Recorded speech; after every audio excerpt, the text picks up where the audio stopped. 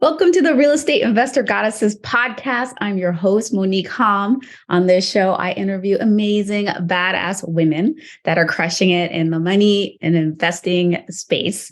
And I am super excited today to have with me Bernadette Joy, who's a nationally recognized money coach, who's paid off $300,000 of debt. She paid that off in 3 years and has built over $1 million in investments. And she did that by 37 years old. She was named one of the top 25 new influential voices in money by NextAdvisor in partnership with Time Magazine. I met her a few months ago at this awesome conference called FinCon. She was the final speaker. She blew it out of the water, and I had to have her come and be on the podcast. I'm so excited to have her. Welcome, Bernadette. Thank you so much for having me, Monique. Thanks for being here. So we were talking a little bit before we hit, we started recording, and you were talking about like what are your investments, and you recently sold some real estate. So just can you share a little bit about your experience with real estate investing and how you got started and what you're up to now? Sure. So hello, everybody. Thanks for having me. I am Bernadette Joy, and I am the founder at Crush Your Money Goals. And I'm mostly known for my money coaching and my educational programs. But what a lot of people don't know about me is actually the main driver of my first $1 million of net worth was through real estate. And specifically, looking at how I can, and I feel like there's a lot of debate in the real estate world, like, is your primary residence an investment or not? And I always took the approach of my primary residence. I will always treat it as an investment if I can make it that way. And so my main experience in real estate has been buying and selling primary residences with the idea of turning them into rental properties, into Airbnbs, and seeing if I really wanted to be a landlord over the last couple of years. And I've learned some pros and cons as to why I like real estate investing, but I also think it's a lifestyle choice. And most recently, I just sold my last real estate property, and right now don't own any physical real estate property, and am venturing into more real estate investment trusts and passive income from other companies who are specializing in real estate. Yeah, that's the beautiful thing. You can be invested in real estate passively. You don't necessarily have to be the one dealing with the tenants, toilets, termites. Oh yeah. You can be an investor without being the landlord. So that's awesome. Going back into your story, how'd you pay off $300,000 of debt? Yeah. So that's a lot of that was at a time too. Yeah. So $72,000 of that was student loan debt. The rest of it was actually mortgage debt from my first home. So my going back to answer your original question, how did I get started? So back in 2013, I moved from New York City, where I thought I would never be able to afford anything. Growing up in Queens, New York, I was looking around the neighborhood I grew up in, where prices had shot to over like $1 million. When my parents bought it, it was like $200,000. And I was like, I don't know if I can live in New York City. So I married a guy from South Carolina. I had no idea I was going to end up moving to Charlotte, North Carolina. And my husband and I decided to buy our first home together a year into our marriage. And it was a 2-bedroom, 2-bathroom, like nothing special condo. And the idea behind it was like, let's make this our first rental property, but we're going to live in it for the first year or so of our marriage. And at the same time, I decided to go back to school, get my MBA, and accrued a lot of student loan debt on that journey. And so I started learning more about how to pay off debt and how to get really good with my own money.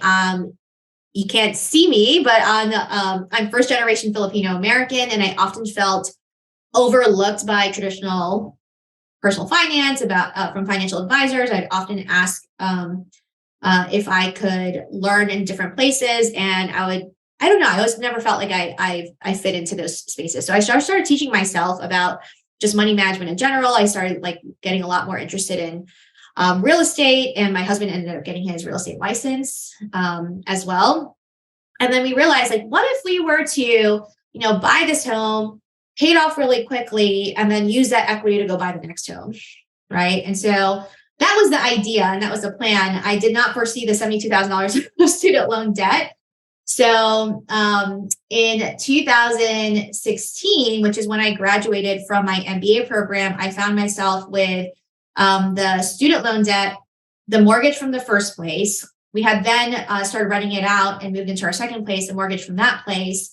And I remember it very clearly. I was sitting at my desk thinking, I don't know how people do this. Like, some people can be okay with seeing, 6 figures of debt against their, personal balance sheet, but I'm not one of those people. And so I was like, well, how can I pay this off as quickly as possible? So we started with paying off the student loans. I paid off the student loans in about a year, the $72,000, and can share some tips on that. And then we said, well, what if we did something crazy and we started paying off the mortgages?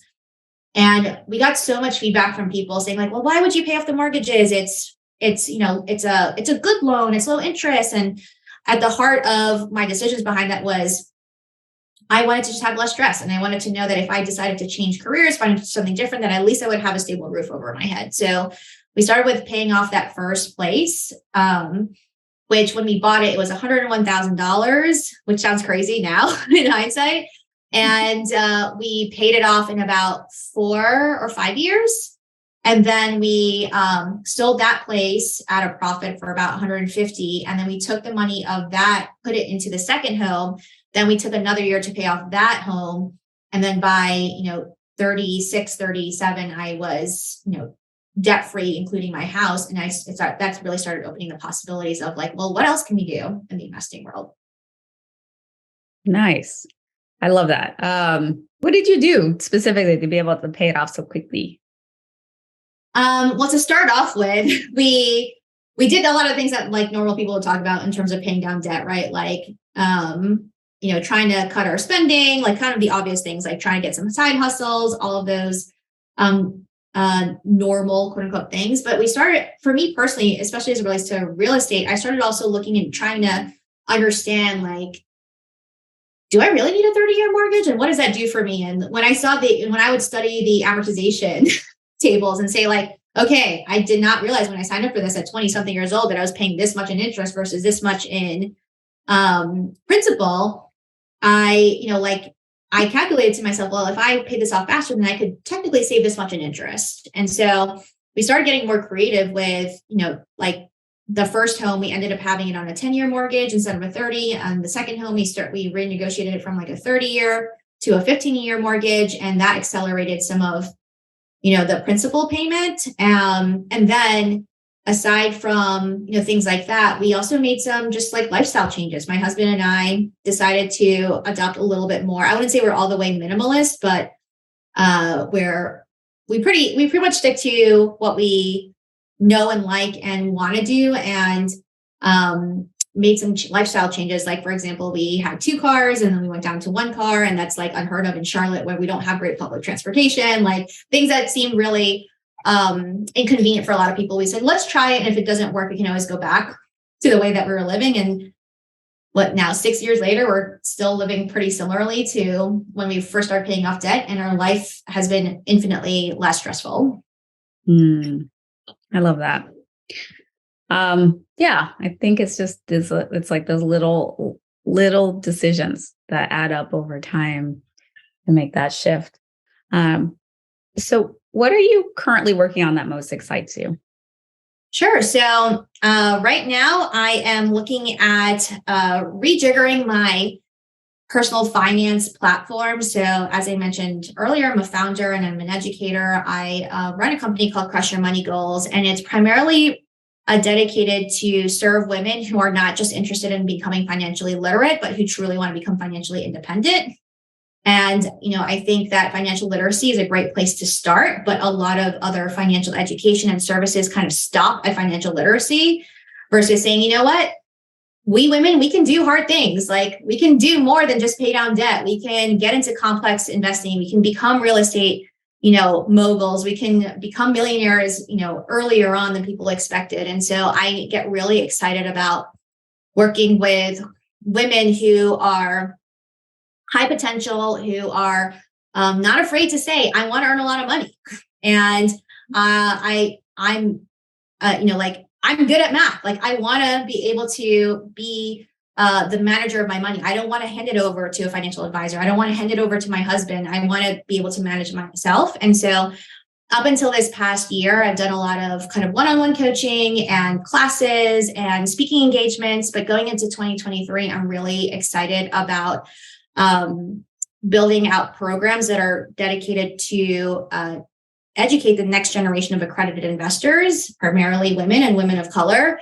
And it's been very eye-opening to me in the last couple of years as I have grown from having $300,000 of debt to having my first $1 million of net worth and not having been exposed to a lot of these things along the way. And how many women I meet who say, no one's ever told me this stuff before. Like, I didn't know what an accredited investor was. I didn't know that I could invest in things other than the stock market. I want to be able to teach women who want to learn a lot of these, for me, nerdy and sometimes complex things, but who actually want to build independent wealth.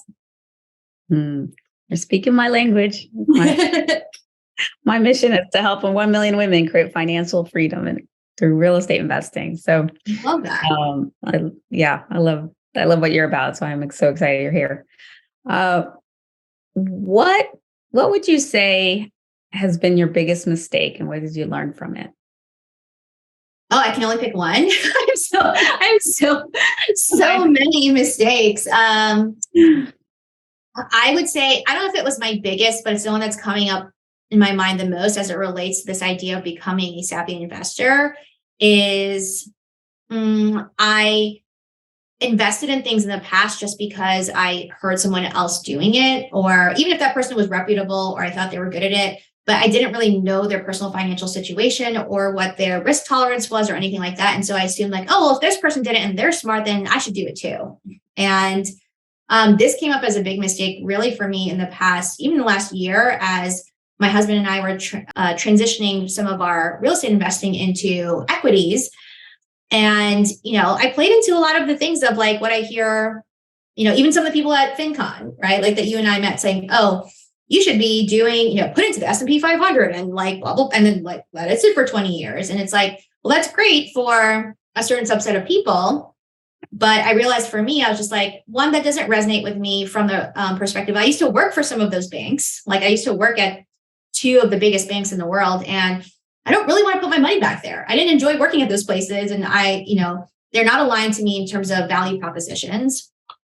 And then I'm wearing a sweatshirt right now that says, screw the patriarchy. And so part of the, the disconnect I had with traditional investing was that, okay, we want to support women. We want to support local business. There's a lot of things I'm interested in, but putting it into the stock market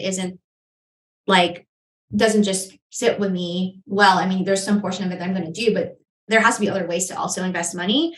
And so if I could go back in hindsight and say, you know what, Bernadette, take your time, like store the money, like don't worry about people saying, oh, it's losing value right now in terms of inflation or whatever it is. I would rather you store the money right now and take some time to research and look for things that you're actually genuinely interested in investing in. And then, start putting that money incrementally. And I would also say that I've kind of fallen prey at times to, how do I say this? I've fallen prey to the FOMO, I guess, of, like there was a while where, saying that you want to be debt free or paying off debt, whatever, like wasn't popular, right? Like people were like backlashing and saying like, no, you shouldn't tell people that they're debt free because there's good debt and there's bad debt and all this other stuff. But like inherently, that is what I believe. And that is what helped me build my first $1 million of net worth by focusing on living a debt free type of life. And I wish I could go back in time and say, Bernadette, you know what? You don't have to sound like everybody else. You can have your own way about this too. Yeah, I love that. And so the biggest mistake then is, trying to be a copycat, trying to do what other people are doing without really putting into consideration what your needs are. Mm-hmm. Like I always say that in real estate investing, and I guess investing in general, but real estate investing in particular is not one size fits all. So just because something works for you doesn't mean it'll work for me and vice versa. And I would say like, just because you can doesn't mean you should. right? Like I will say I had a particular, part of the reason I got out of real estate investing temporarily right now. So last year, my husband and I, we took our second rental property and we started doing short-term rentals like Airbnb and stuff to see if that's something that we like doing. And, then it's like, oh, Airbnbs are so hot because everyone's staying home and, like at COVID and, people can't go like on these vacations or whatever. So we were trying to capitalize on that opportunity. And then my father passed away really unexpectedly. And I remember getting a call like literally the day of his funeral. And there was a person, someone who was staying at our place and saying, she said something along the lines of like, I don't know where to put my shampoo in the shower right now. And I was just like, oh my God, this is literally the last thing I want to deal with right now. And I remember thinking like, you know what, real estate is it was great for me when I didn't have, a lot of other obligations. Like I could focus on that. I was there locally. I also wasn't dealing with like health issues with my mom after my dad passed away. And so, even though I could have continued to do it, I chose, I said, you know what, like at this point in my life right now, I want to have my investments be in something that is not going to require me, like you said, the tenants and the termites and the toilets. And then, I can go back and revisit it. So that's one of the hard things I hear a lot of people have trouble with making any sort of investment decisions. Like they feel like it's permanent, like you have to do it because you started it. But like, there's also times where you can say, this is not for me right now. And that's okay too. Yeah. We have seasons too. So there are different things. And in one season, a super active strategy like Airbnb might work. And in another season, you need to be a passive investor. Mm-hmm. Great. Let me ask you this. What are you most proud of? I will say the thing that's coming up to me today, just because I just saw a picture of her, is I've chosen to be child-free by choice. I had a lot of pressure growing up as an adult when I got married. I'm sure a lot of other women can relate too. Just like, when are you having kids? When are you having kids? And then after my husband, we were married for 10 years, like people are still asking, when are you having kids? And I finally got the courage last year to tell people like, that's not in my plan. And I'm happy with that choice. And you can stop asking me. And that was a really hard thing for me to do because I had to think like, so much of the messaging for us as women is like, your main job here is to take care of other people and to have kids and to do all these other things for everybody else. And I started choosing to do things that were just for me. And why I'm particularly proud of that is I'm not a mom, but my sister-in-law, she had a baby last year and she asked me to be the godmother saying, I want my daughter to have a role model like you to show that there are other ways of like living life as a woman. You don't have to follow like the normal quote unquote path that other people chose. And that made me really happy. Like it reminded me that you can have legacy in so many other ways than just like the traditional ways that people think about. I love that. And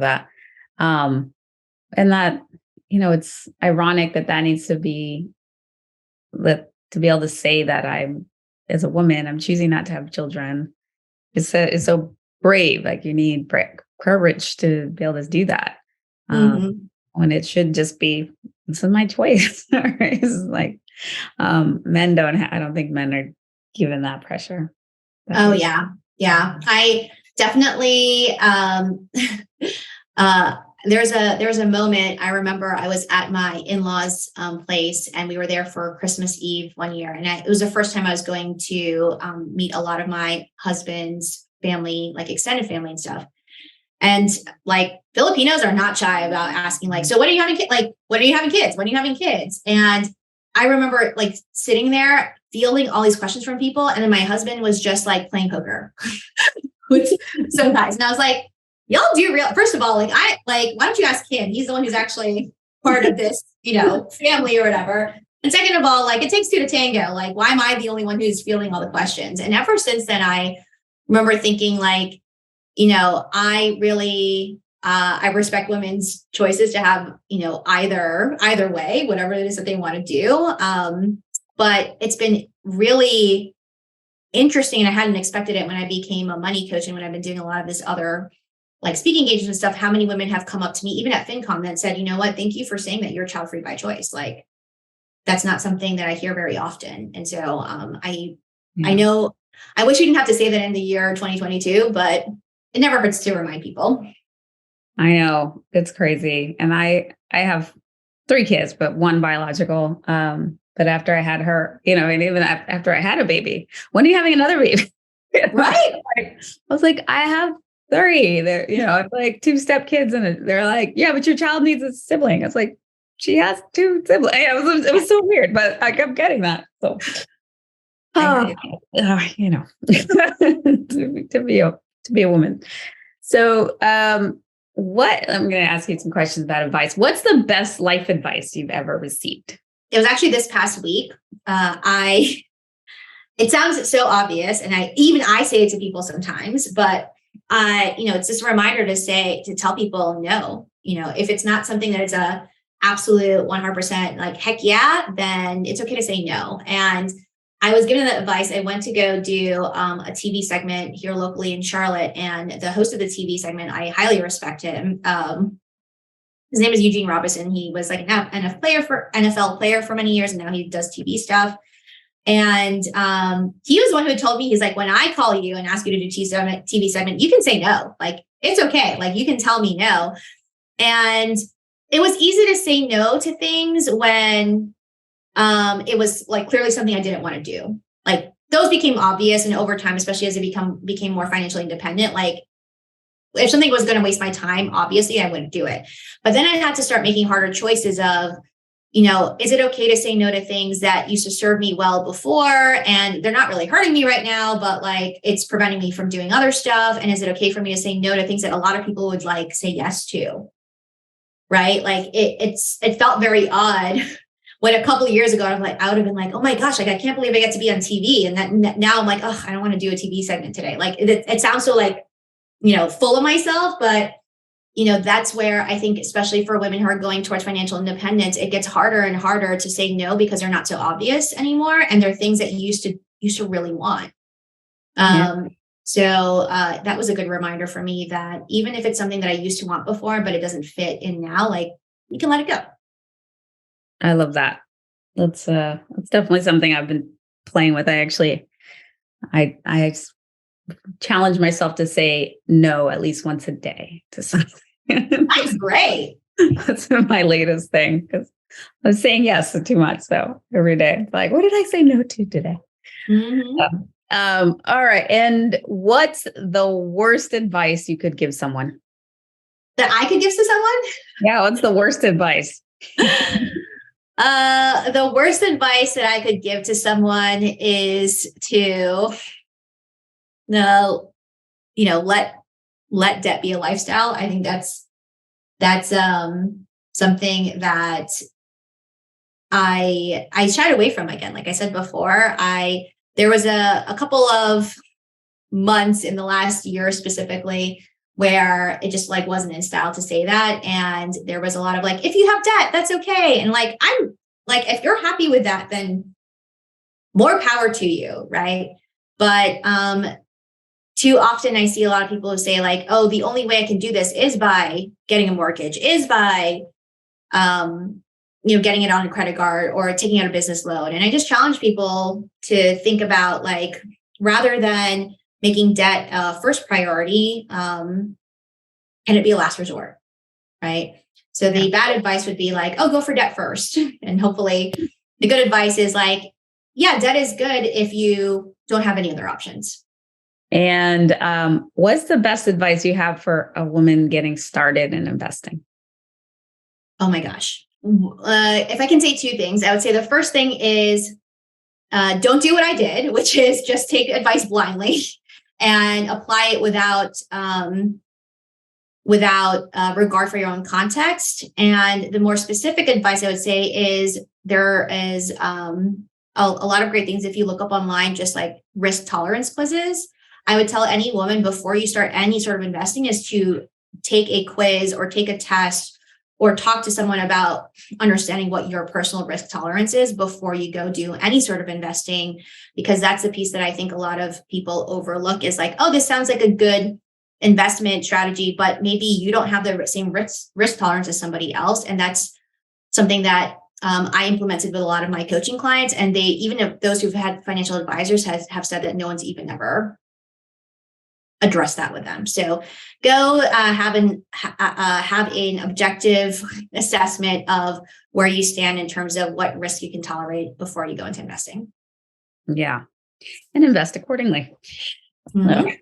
Yeah. All right. Great. Well, before we get into our famed end of show Trinity, which is a brag, a gratitude, and a desire, let me ask, where can people connect with you, find out more about you and what you do?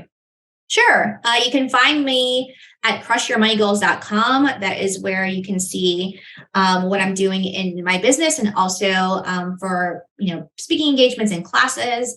And then if you just want to connect with me for some daily inspiration around money, you can find me primarily on Instagram at Bernadette Joy. And then coming up in the new year, we're going to be reviving our YouTube channel. So you can look me up at Bernadette Joy on YouTube. Awesome. Okay. So now it's time for the Trinity. What is one thing you're celebrating right now? What's your brag? My brag is right now is, I will say, next year is the first year that I'm going in with a really solid money plan that I don't think I'm going to have to change very much unless something crazy happens. And why that's a brag for me is someone who gets very nerdy about money. Like, I can spend a lot of time like analyzing all the different routes I can take. And I decided next year that my focus is going to be primarily on health. And so that meant that I'm going to put a lot more of my money plan on autopilot. And I am looking right now, I'm looking at my giant board behind me, and it's about 60% done. So by the new year, I'm basically going to have a plan that's on autopilot, and then I can just focus more on health. And that's the first year in my 37 years of life that I feel like I can say that. Well bragged. Good. And what's one thing you're grateful for?